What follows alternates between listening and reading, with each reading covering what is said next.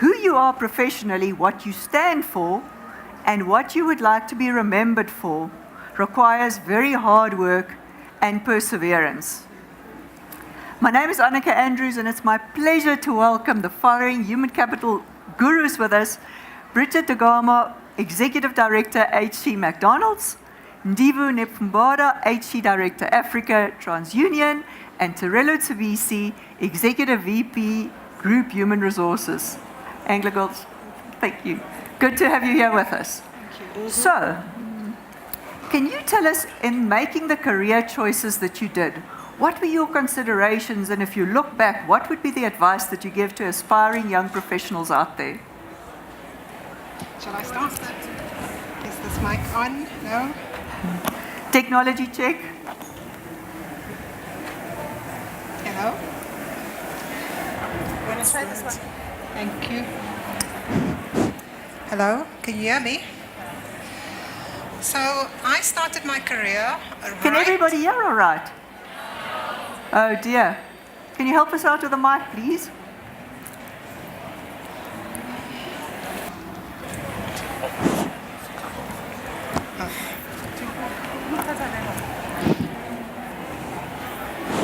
Hello?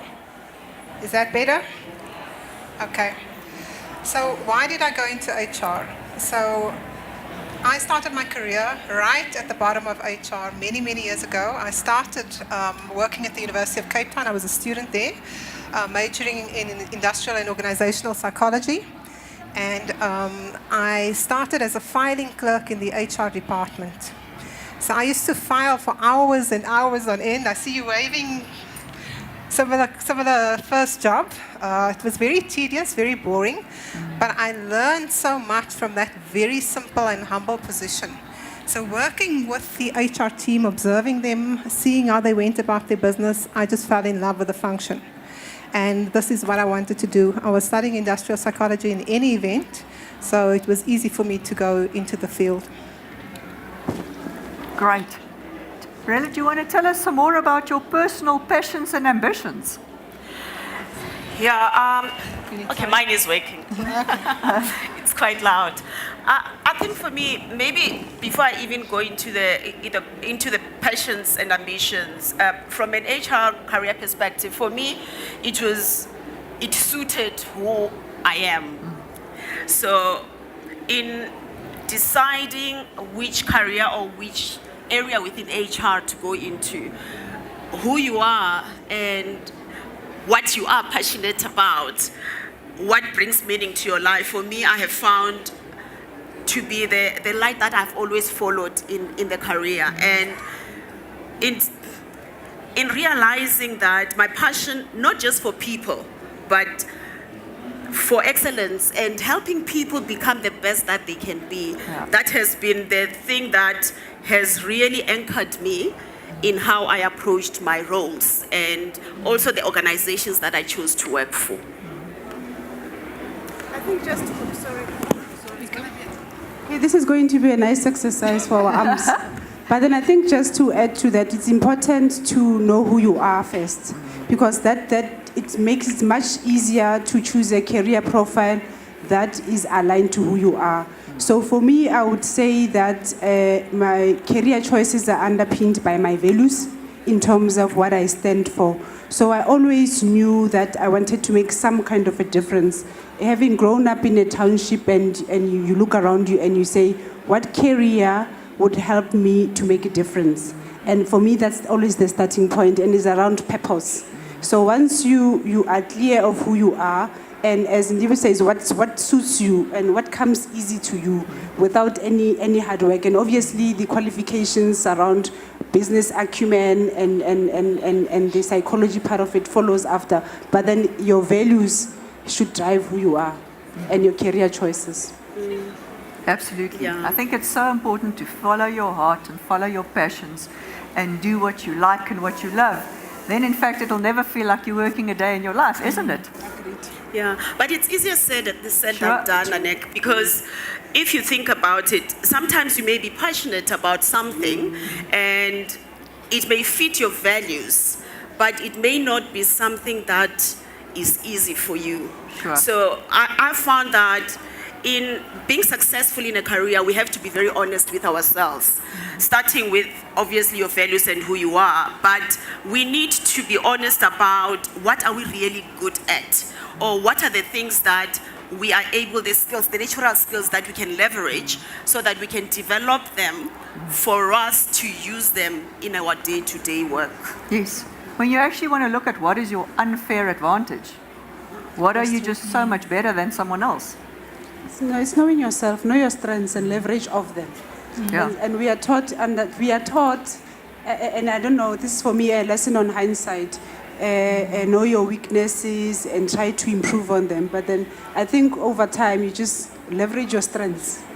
Absolutely. And where you are lacking, understand, but by the skill. And really, I think it's just really about self-awareness. No, absolutely. I think there's a story about a golf player who, if he was part of corporate America, he would have had to practice his short game because that was his weakness. Whereas what he did is he focused on his long game, and he ended up being spectacularly successful, because that's really what you should be doing, to make the most of it and to make the most real difference. Have you got some practical examples or tips or suggestions for aspiring young HR professionals out there on how you build your brand and how you follow your heart and make sure that you live out your passions in making the most difference that you can within the world? So I was watching a TED talk not so long ago, and what you said about purpose really resonates with me because I also live my life that way. But in this particular TED talk, the speaker was making the point that if you work with a kind of paradigm where you understand that you can be of service to others and you try to be of service to others, actually the blessings and the benefits come back to you. Mm-hmm. So it's all about service, even just doing your job. It's about making a contribution. It's not a 9-to-5 job. It's about doing it with passion, doing it with commitment, and building your personal brand, especially for us as HR, around execution. Execution is everything, or else you know what business is about us. We're just a talk shop. So, if you commit to something, execute. But don't just execute. Think very carefully about the quality of the execution, because that is very, very important. And once you start building a track record, and once you start getting recognition, it's a wonderful place to be in. Because people know they can partner with you in the business, they know they can trust you to deliver, and they know that you're adding value in the business. Yeah, for me, I think the other thing that came in very handy is resilience in terms of building your career. And I'm going to share sort of two personal examples where, yes, you may be passionate, you may also be good, but we know that corporates are full of politics. And if you don't have resilience and EQ, navigating those politics can actually land you in a place where you can shorten your career depending on how you deal with it. I mean, I started my career early on, even though it was not my first job, on the mines, and it was in 1994. When I started, I was the first black female management trainee on any of the AngloGold mines. And Wow. I got there in 1994. Affirmative action was just starting. It was not even called employment equity at that time. And I got into an environment where I was resented because people saw me as someone who was imposed on them by head office and who only got the job because I was a graduate, and as far as they were concerned, graduates did not know anything. They just earned a lot of money for nothing. And other people felt that I was there just because I was black. And at that age, I was still very young. Navigating that and making a stake so that I can be able to make the decisions and take the actions that are not going to annihilate my career professionally very early on took a lot. I must be honest, it really took a lot. At that time, I used to get back home and cry my eyes out And in the morning, I would say, I'm going in there and I'm going to show them. And for 6 months, that's what I did. But I had a mentor. And the mentor said something to me, which has actually helped me to navigate not just my career, but my life. And he said to me, respect does not fall on your lap. You have to earn it.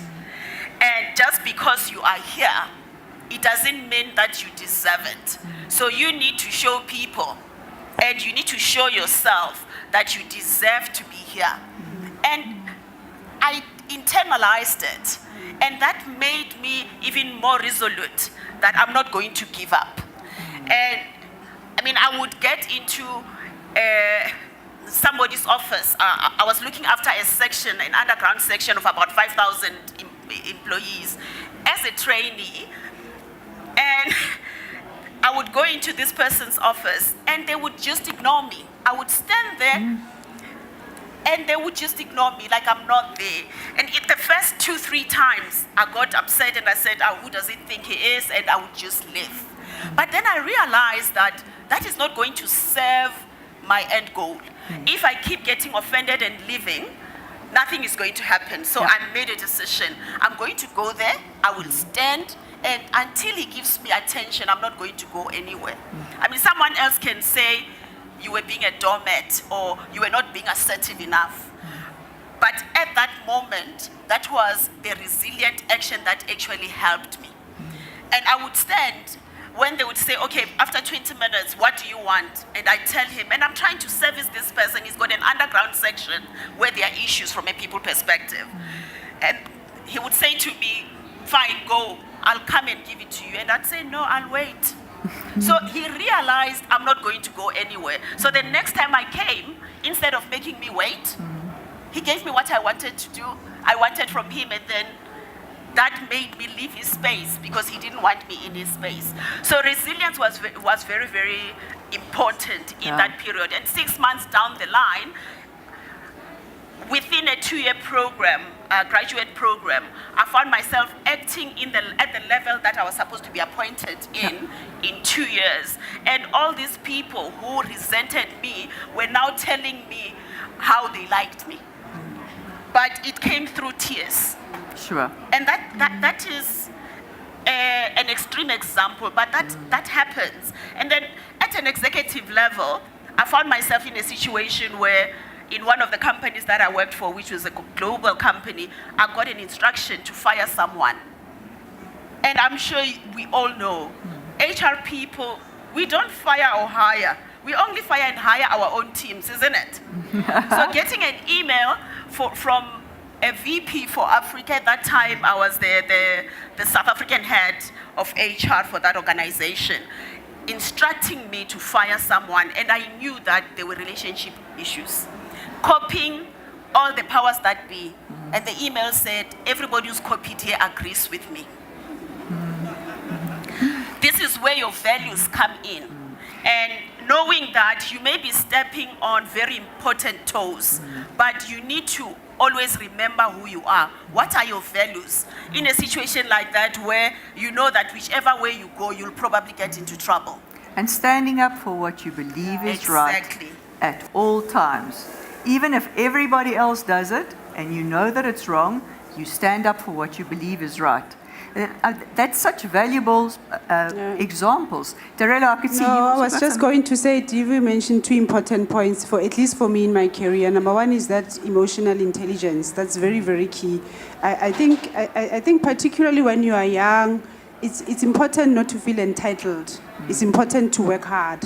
And that's the point that she made about earning the respect of people. And you earn, as a young professional, you earn the respect by understanding the business that you are in, because then you show that you add value. You earn respect by adding value, and by not working the 9 to 5, you go the extra mile. So that was the key for me. But importantly is really to find a sponsor. So I think many of us here in the room and in our age group with Ndivhu, and we would have examples of how we're in some corner and somebody found us. Sometimes you must just go and find that person and say, this is who I am, this is what I believe I can do, and this is what I can contribute.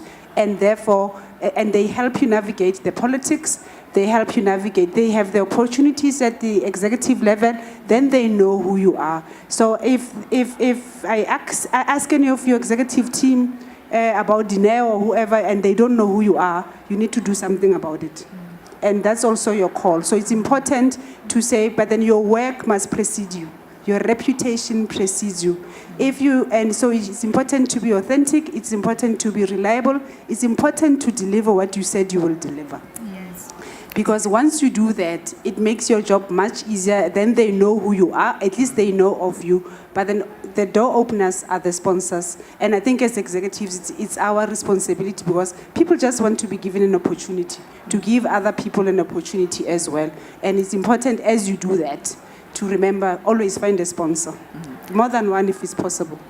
Tirelo, I think that is such a valuable point, because it's so important to remember that you keep the power and you ask. To your point earlier, don't wait for things to come to you. Don't wait for someone to ask you. Don't wait for opportunity. Go out there and get it. Make it happen. Brigitte, have you got some more practical examples? We've got great stories coming out on how to, on a practical level, build your career so that your reputation precedes you. Yeah. I'll give you one example. Can you hear? No. I'll give you one example. So, and this has happened to me a couple of times in my career. I was in a new organization. I was the head of HR. I was leading an HR team that had absolutely no credibility.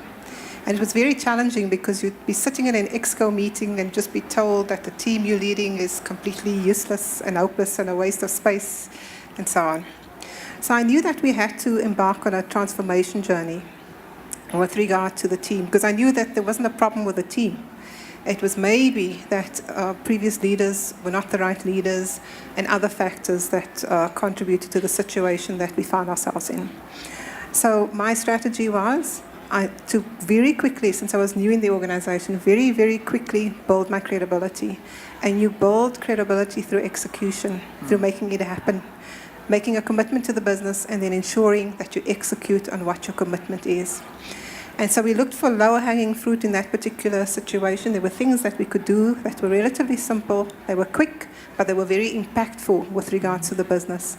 So we went after all that lower-hanging fruit. For instance, there was a lot of frustration around the turnaround time with regards to recruitment. And that was something that was completely within our control. So we took control of that particular situation. And when the business sees your intent is very serious, and when you start executing and you're living up to your word, that's when the atmosphere completely changes around HR. And when you do that, I almost find that it builds and it builds and it builds. Now you've got credibility. Now you're in a situation where you can engage with the business and say, I need a budget for X, Y, Z. They've seen you can deliver. They know if they give you a budget for X, Y, Z, you will execute on X, Y, Z. The other piece of advice I always want to also make to HR people, most of us, we're in HR because we like people. We like being surrounded with people. We like engaging with people. That's very much who we are. But remember, even if you're working for government, even if you're working for business, always speak to the business in their language. Build the business case. Yeah. Explain to the business why it's important to do something and what the impact on the bottom line is of doing something. When you're engaging with them in that kind of way, you'll earn a seat at the table. You'll earn a seat at the table, and then your job is just to continue to earn that seat at the table through execution, through partnering with the business, through adding value in many different ways. Ndivhu? Yeah, to add to what Brigitte has said, it is so critical. I mean, we talk as HR, we tend to like to talk the HR lingo. And talking HR lingo and not tying it back to what the business needs at that particular time and what's going to really create impact makes us lose credibility, actually. Yeah. Because then that's when they start thinking that it's just the soft and fluffy stuff. And we know as HR professionals that the work that we do is actually quite tough. So it's very, very important that as we partner with business, we get to a point we need to understand what the business is all about. What are the things that the business leaders are staying awake worrying about? And what is the people-related solution that is going to take away the pain from the business? When you start from that point, you become the go-to person. And another thing that is quite important in terms of creating credibility and becoming a real strategic business partner in a business is developing very strong, credible relationships, which are not just about talk. You develop the relationships because you are able to bring a solution to the table. And when they start to see the value that you bring, they will never make a decision without checking with HR first.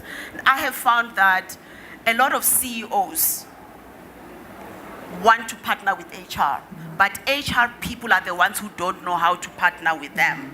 And that depends on whether we understand the business or whether we can talk their language and whether we are able to bring solutions that are going to take away the pain from them. And a lot of executives are actually rather lonely. And your role as a Chief Human Resources Officer is key to assisting the rest of your executive too in terms of executing on the business strategy and making a difference in the world, which really is ultimately what an organization is about.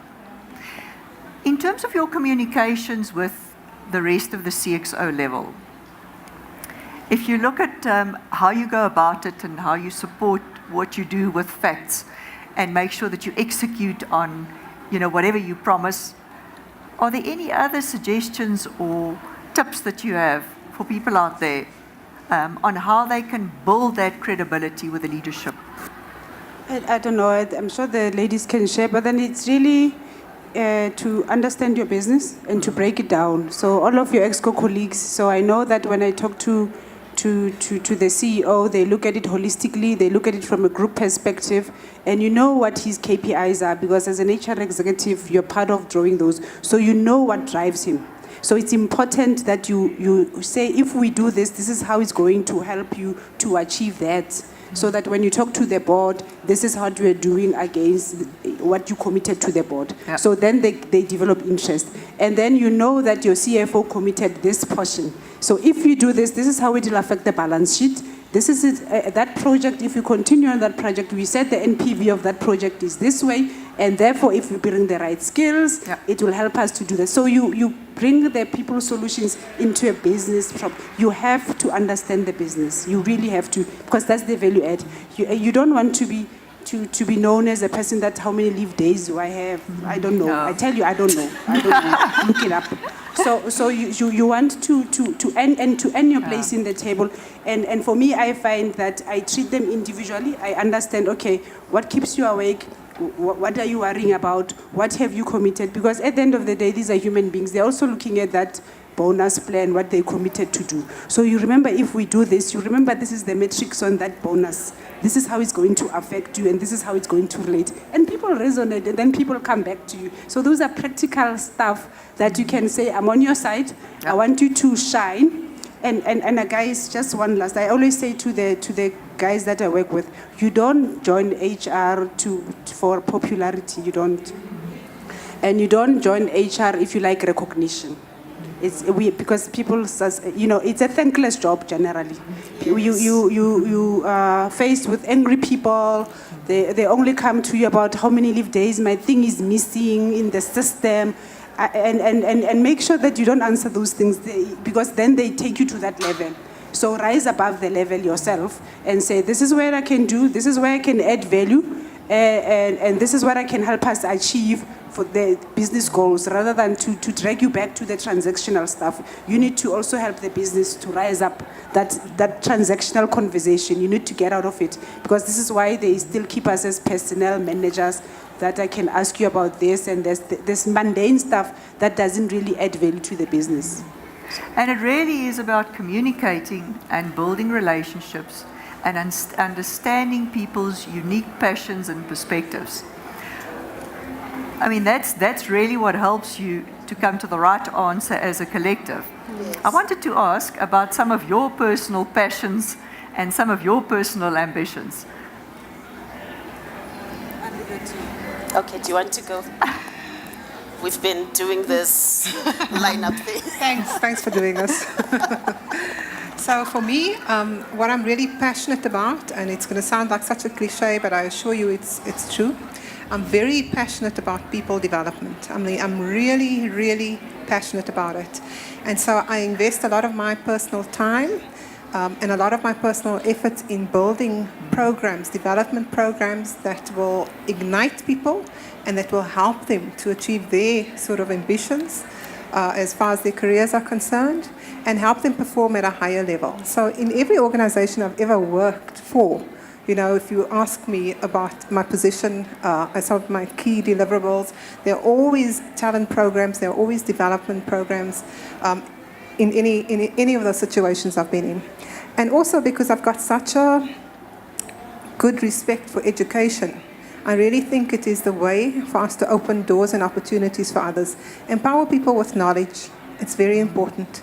And so that's why, for me, it's one of the things I'm very, very, very passionate about. At the moment, we've got a program called Alchemy, which we run in collaboration with the Graduate School of Business at the University of Cape Town. And we had a group there for a week as part of the program. And they came back, and it's so gratifying. You're walking down the passages and people are stopping you because they are so blown away by what happened and by their particular experience. So for me, it's gratifying because I know for this particular person, it could open doors into the future and create new opportunities for them. And of course, it also benefits the business. Yeah, my passion is more about developing people as individuals. And I've found that in my career, I've always created an environment where, especially people in my team, where they are able to realize their potential, and creating a culture, even within the business that I'm in, where developing people and making sure that they grow in their careers becomes a big focus. I love change.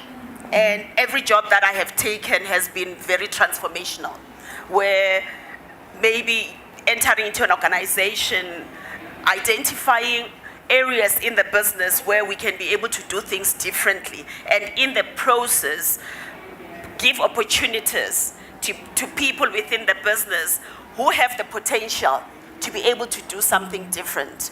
So throwing people into the deep end, I love it.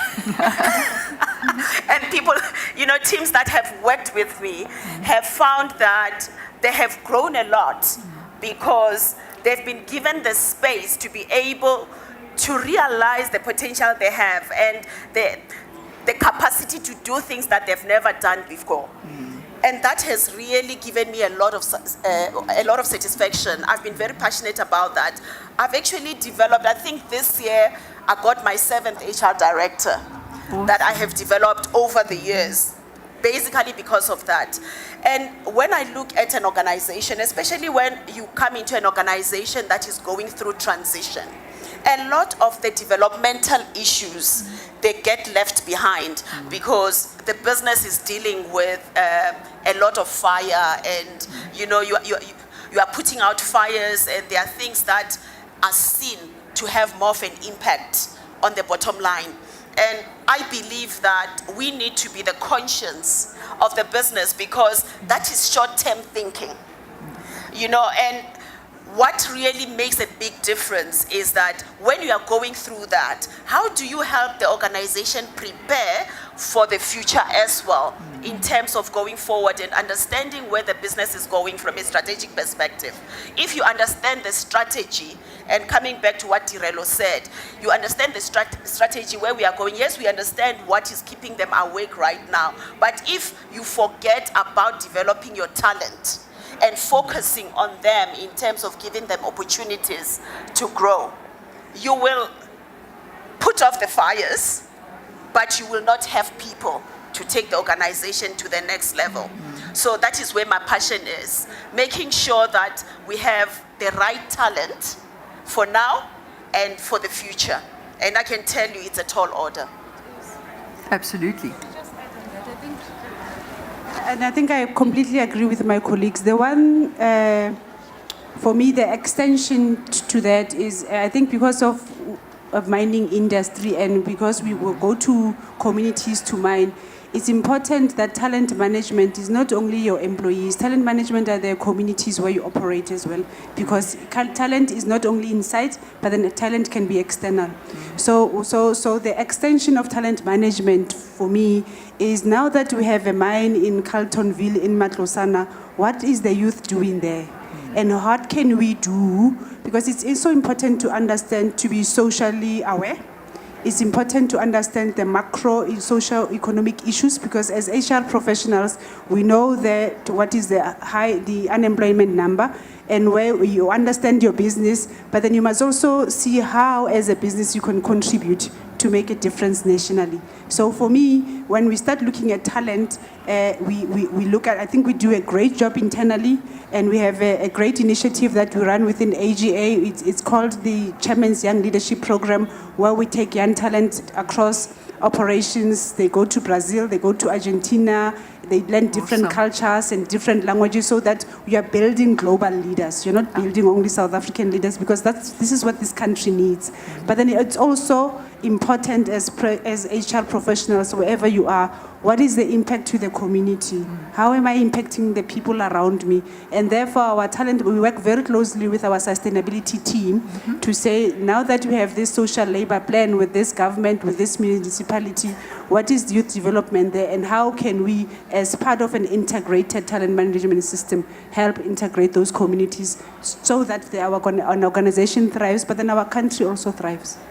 Absolutely. I think we as HR professionals have an amazing opportunity to make a difference for the larger country. Absolutely. And partnerships, I have found that partnerships with organizations that have the same values actually help a lot, because depending on the organization that you are in, sometimes you may find that your organization is not well placed to make those type of impacts. But when you have a passion for developing talent and actually developing skills, not just for your organization, but yes, to create that pool, you need to identify organizations outside, even if they don't really work with your organization, where you can be able to be influential and bring something to what they are doing that is going to impact the communities that we operate in. And if you as a leader set the example and show how important it is to you, that also empowers the rest of your people to similarly identify opportunities, because often they are so well geared to at a ground level identify opportunities that can make a real difference for the communities that you operate in. Yes. I think no, really, it's important to understand the macro issues. It's important to understand your industry issues. And by the way, sometimes you can work with your competitors to try and achieve a bigger good. So in my previous organization, I used to work for a company in a telco. So, but when we did graduate and internship programs, we collaborated as an industry, because they were growing and we were declining. So it's important to say, okay, and this is where the networking comes into play, to network with the right other HR colleagues in other organizations to say, you are growing and we are declining, and this is what we can do. We have a training center, we don't. How can we collaboratively resolve this national problem, and in the meantime, build skills? So it's important to really think outside the box. Absolutely. It's a question of having an opportunity kind of a mindset. Hi. You talked about identifying mentors or sponsors within the business. And my question is your advice around how to identify the right mentor for you, the right sponsor for you. What are the characteristics and the traits that you look for and that you guide each of us to look for as well?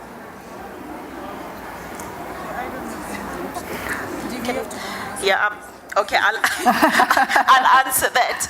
I think in identifying a mentor, you have to identify someone who, I mean, the chemistry has to be right, but I think the one thing that we make a mistake in, sometimes we identify people who are very similar to ourselves. But when you identify a mentor or a coach, you need to find someone who has the skills that you need to develop. Someone who's going to challenge you, someone who also has the time to invest in you, because sometimes you may identify someone who may not have the time to give to you, or someone who is in an area that you are already quite good at. So that is not going to help you to grow. But also, from a sponsorship perspective, where they sit within the organization and the influence that they have is going to be critical. Because at the end of the day, not only do you want them to help you to grow and to sharpen you, but you also want someone who has enough clout to open doors for you. Yeah. So it's quite important for you to identify people who you know they have influence and they will be able to help you navigate. They have an understanding of the politics, but also they have the skills that you want to develop. Absolutely. And I love your point around diversity. I think we absolutely underestimate the importance of diversity. You can only learn so much from from someone that is so similar to yourself. Whereas the opportunity to learn from people who are very different from you is so much broader. No, I was just going to say, I think diversity is important, and Ndivhu makes a good point of saying sometimes it's identify. My first mentor was a German white male, and by design, because number one, I always knew that I wanted a global perspective in life. I didn't want just just a South African perspective in life, but then he understood the business. He understood numbers, and I knew HR. I didn't know numbers, so I spent time with a person that will help me to understand the business, to understand that if I want these other people to listen to me, this is how they communicate. This is what works for them, and then I know that it's sometimes you say it's difficult, they're up there, but then it's just a human being. What's the worst they can do? Say no, and then you just find another one. It's just human beings. Yes. Absolutely. We overthink it, we plan, and then you just sweat, and it's not necessary. Confidence is important, because I think I will remember a more confident person that says, I know what I don't know, and are you able to help me? Rather than a person that you don't be too shy about what you want and what, but as long as you know that you work hard. But then diversity is also important, just to also help you understand different perspectives. Don't always go with the people that think like you, because then you don't grow. Absolutely, and I think you don't have to be limited to building relationships and having mentors at an executive level only. If you think of people beyond your own disciplines, I love to talk to the sales and marketing people, because that's often the engine of the business, and even the finance people. There's a lot of interesting conversations to be had, and you can have it with colleagues at your level, which can gear you better for when you have some of your more senior relationships. But then also, guys, relationships are not only at the executive level. It's also important to really know your stakeholders, your key stakeholders. Yeah. So when I first joined an organization that had unions and I didn't know much about them, guess who teaches you a lot about unions? Your frontline staff, the guys that are at the canteen there. You hang around with them, yeah, because they are the shop stewards. They know what their leaders will want. So it's humility is important. So you don't want to be seen as this person that only understands slides but then doesn't understand the real issues. So for me to again now understand organized labor, to understand unions, to understand is those offline coffees, to say, let me just buy you coffee, help me understand.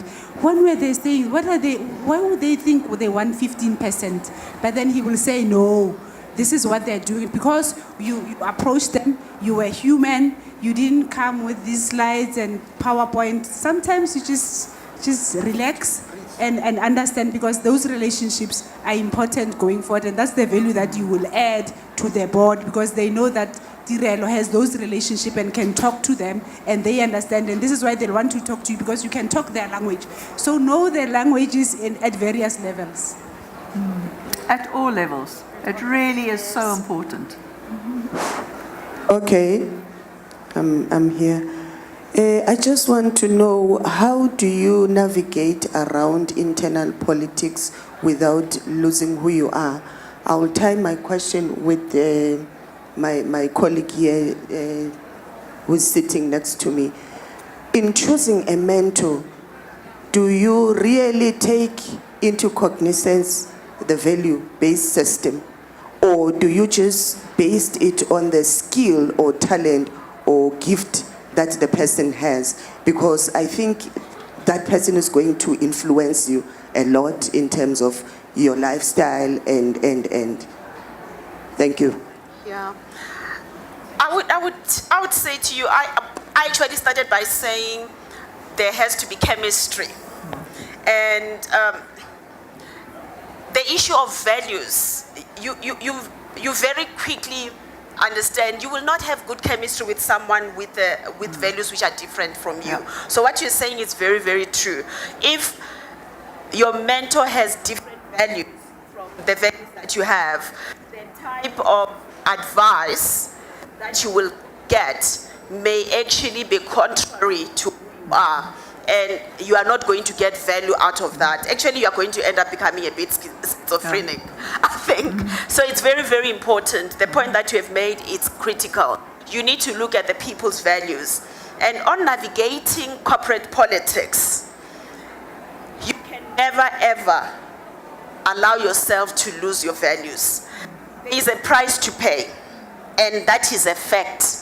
It's either you are willing to stand for who you are and what you believe, or you are going to end up being one of those people who's not taken seriously.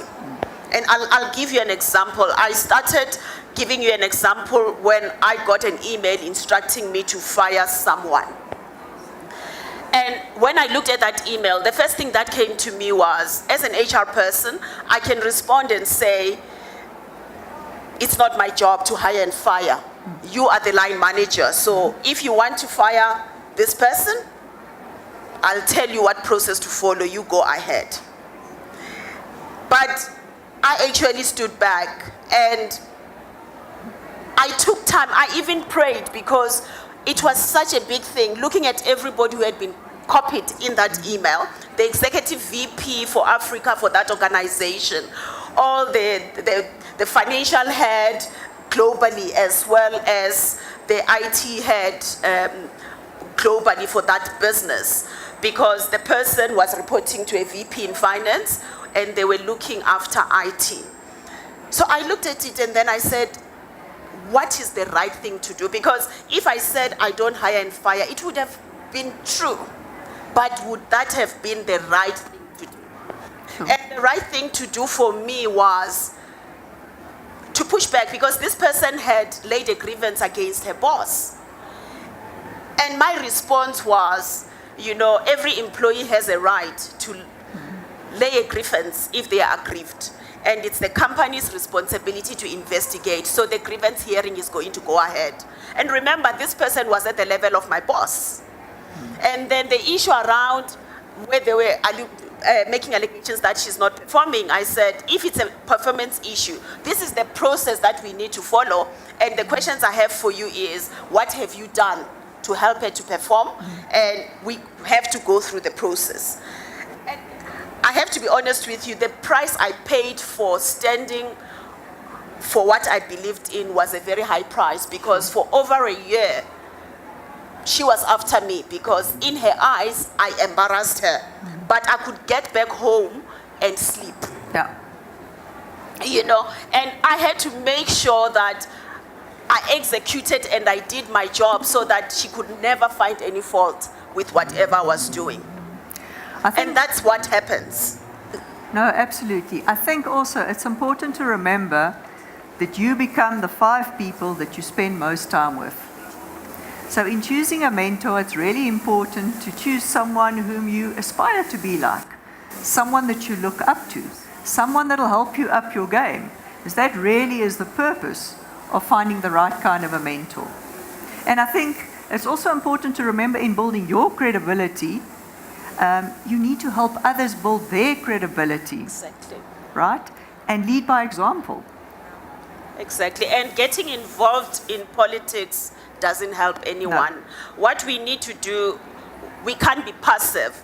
we have to know how to manage the politics, not get involved in the politics. We cannot be the source of it. Because if you do that, except if it's part of your value, you lose who you are. Now, you need to help the business to get to the right solution. That's the critical role that you can play. I have 3 quick ones. In terms of the finding a sponsor, you've now identified that person that you can resonate with. How do you start where you know what it is you want to ask, but you can't articulate that? So where do you? What does that first meeting look like? Yeah. So because I think more so because if it's more of a guidance through the journey rather than specific issues that you wish to address. So how do you start? And Brigitte spoke about building credibility through execution. I think many people in the room will relate that we work with very high volumes, very large demands. So how do you reasonably say to people, I will deliver, but you don't have a 24-hour or, an 8-hour turnaround time? What does that look like in this high volume world that we live in? And lastly, if one, when one is aspiring to a role at your level, do you believe that it is necessary to then understand all aspects or work in all aspects of HR? Or, can one even move, in a targeted route? Thank you. Okay, I'll take the sponsorship question. I think it's important to, as HR people, we help people draw individual development plans, but you don't have your own. So start there. So, I think we tell the business, where's their IDP, where's their thing, this is the performance score. But then it's always important to just have your own life plan. And to know your life stage, this is where I am, this is what I want to do, and this is my career path, this is what I'm passionate about, so that when you meet that, you don't have to have all of the answers. When I started, I didn't know much about the corporate world. I just said, this is who I am, these are my qualifications, I like what you are doing, and how do I get there, and this is what I've done. What do you think I should be doing to get there? And it was that plain and simple. And fortunately, she had the time. She, I was lucky that she had the time, listened, she made time for me. I followed her. Most of the meetings were at her house.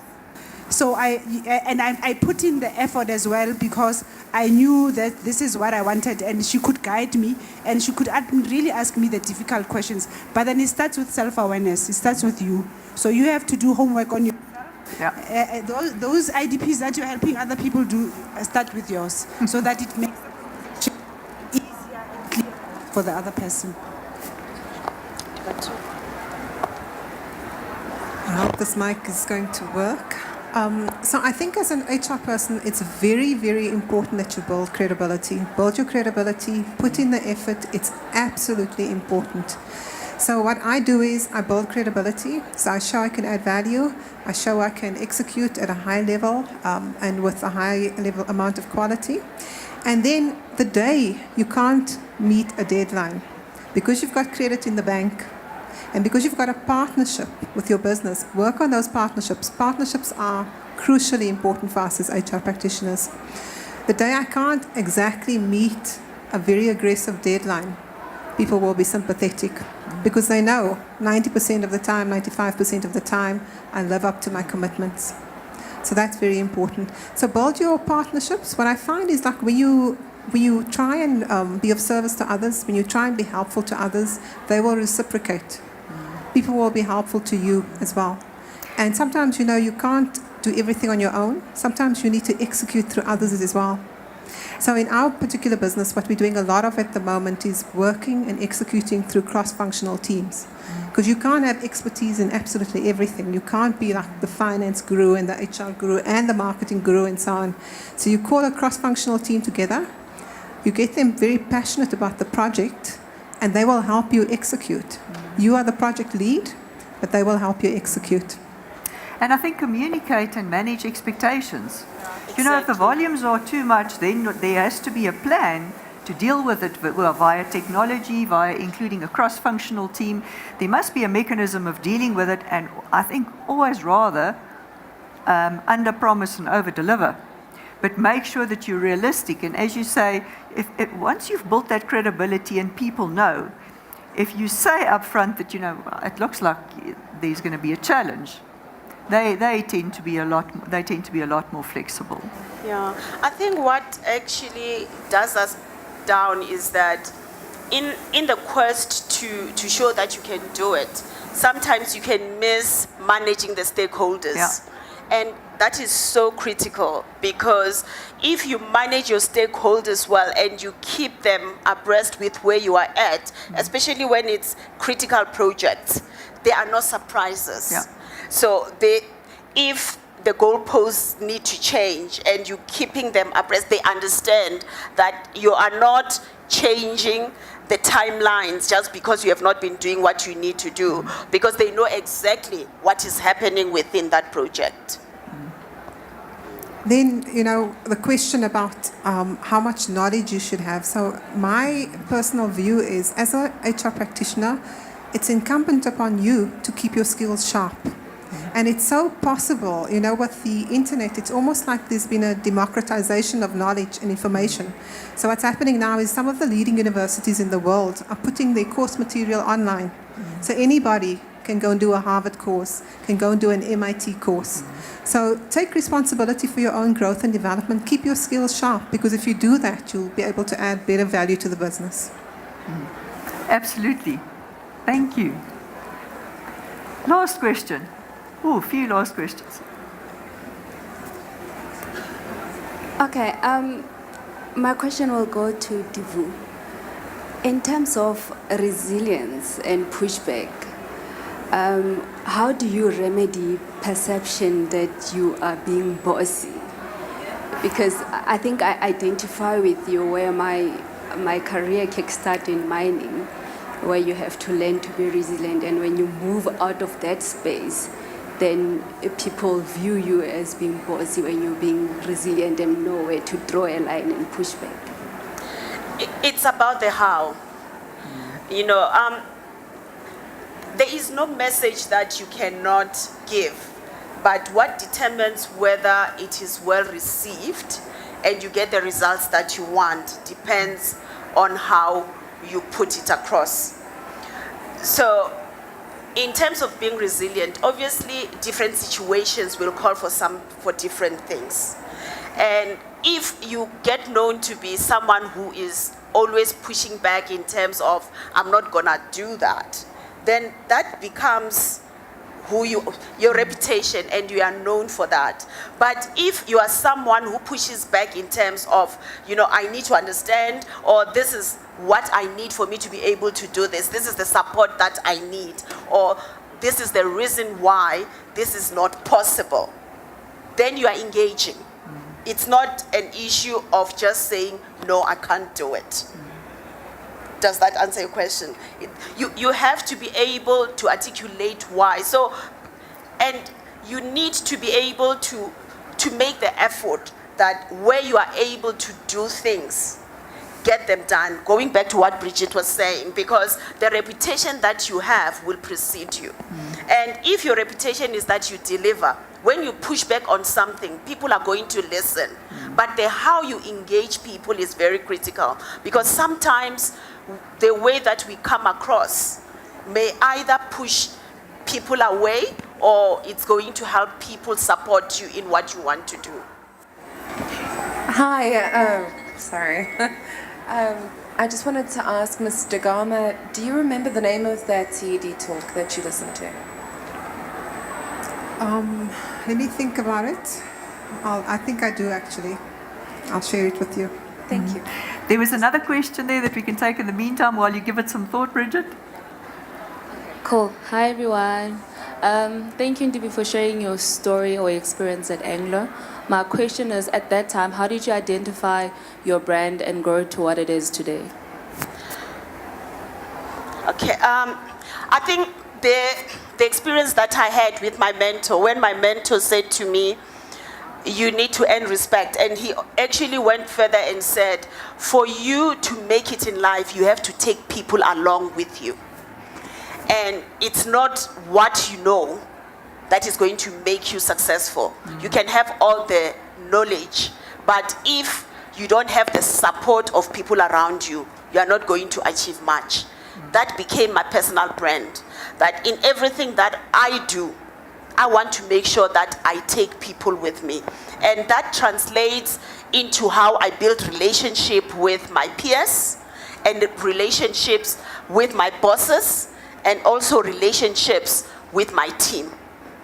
So when you take people along, it means that whatever you are going to be doing, you need to make sure that you understand your stakeholders and what is it in it for them, whatever you want to do, and how do you make it valuable for them. And I'll give you an example. For instance, if it comes to your team, you want your team to deliver because at the end of the day, your achievements, you achieve through people. You achieve through your team. What are you going to give to them for them to be completely engaged and committed to delivering so that you are going to look good? And the starting point will be you understanding where they want to get to, you understanding who they are. How do you partner with each and every one of them in a way that is meaningful to them?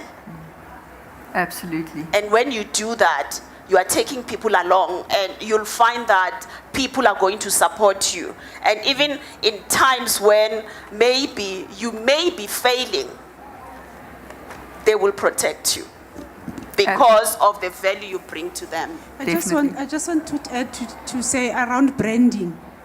You can work on your brand, but then at the end of the day, people around you assign a brand to you. So they assign it based on your reputation. They assign, because you can describe yourself as knowledgeable and whatever, and then we ask the people around, because they assign it in terms of how they experience you. So your behavior, how you carry yourself every day, you are building your brand. So you can say one thing about your brand, but then if you want to know about somebody else's brand, ask the people that work with them. So if I ask your colleagues, even your friends, how they describe you, that's your brand. And so you're always on a stage. Thank you. Okay, sorry, Tirelo. I think just to add to that, something that we need to be very careful about, and I've seen it happening. You know, there are personal brand companies and people, consultants who are going to help you. You can develop any brand you want. And what Tirelo was saying is very critical, because if you have an external brand that is in dissonance with who you are, people will know. So you can be able to stand on a stage and say a whole lot of things, but people who have had interactions with you, who have worked with you, will say what she's saying is actually not true. The truth is this. So it can be destructive sometimes. And my approach to personal branding from a professional perspective has not been an active thing. It has an active decision to say, this is my brand and I'm going to put it out there. It has been something that has been iterative, depending on how I carry myself, as Tirelo has said, and how I do things, and how I deliver, how I am experienced as a professional. So if you go and you talk to people who have worked with me in my team, what do they say about me? If you go and you talk to someone I've reported to, what do they say about me? And usually you will see that how you will know whether your brand has been effective or not. The people who have worked for you before, would they want to work with you again? People who you have worked for, do they look for you when they are in different organizations? Do they say that they would want to work with you again? I think for me that is the acid test. Authenticity is absolutely key. Perhaps in conclusion, to return to your question, and if I may, just broaden it rather than just a specific talk. As a final word, just some suggestions on resources that aspiring HR professionals or our colleagues, some resources, things that they can look at places they can Google, where they can go to get more valuable knowledge and input. Suggestions from the panel? Well, I don't know. I'm very lucky because we are in an organization that has a library. But then I think there are various organizations that you can work with, that you can network with. This organization, you can work with knowledge resources. I think the most knowledge, you obviously you go to academics and as Brigitte has said, now you can go to Harvard online. But then because where I studied there, and I'm part of the network there. If you go to the Michigan website where Dave Ulrich lectures, there's trends around HR and where HR is going. Yeah. So there's lots of resources online, and it's just to know the various institutions. Michigan University is one of them, but then obviously Harvard and economics, because you have to understand business in terms of what is happening globally and all of that. But then there's various resources I'm sure that we can share. And network with your colleagues. Exactly. Network with your colleagues. Ask them, where do they look? What are they doing? Who are they listening to? Who are they following? What do they think is pertinent? I always think there's a lot that one can achieve with Google, but there's so much more that one can achieve just by talking to, and this forum, for example, is a perfect opportunity where we are so privileged to be surrounded by so many absolutely awesome and clever professionals. Last word to Brigitte. So, personally, I'm a very avid reader. I read a lot. And so I encourage all of you to read. Knowledge is absolutely powerful. At the moment, I'm thinking a lot about the fourth industrial revolution, what it's going to do to our roles as HR practitioners, what it's going to do to organizations. Because I think in the future, and in the near future, organizations are going to change completely. And we, as HR, have to be ready for that transition. My personal view on the HR function is, I think our function in the fourth industrial revolution is going to become more and more important. So you guys are all in very critical roles. Continue to invest in yourselves. Yeah. Thank you very much.